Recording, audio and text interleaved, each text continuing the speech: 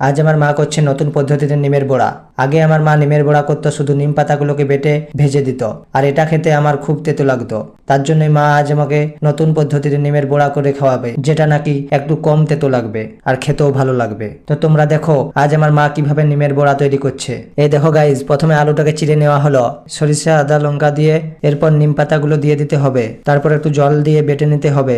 একটু সময় নিয়ে ভালো করে বাটবে, না হলে নিমের বড়াটা ভালো হবে না। এটা বেটে নেওয়ার পর এর সাথে আলু চিড়াটা দিয়ে দেওয়া হলো, এরপর দুটোকে একসাথে বেটে নিতে হবে।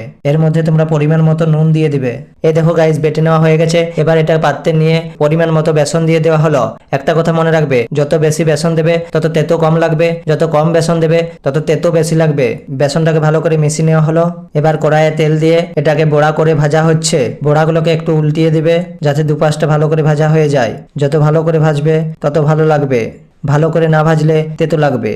ভাজা শেষ, এবার তুলে নেওয়া হলো। এটা উপকারী একটা খাবার, তার জন্য ভিডিওটা বানালাম। তোমরাও বাড়িতে তৈরি করে খাবে আর উপকার পাবে। ভালো থেকো সবাই, বাই বাই।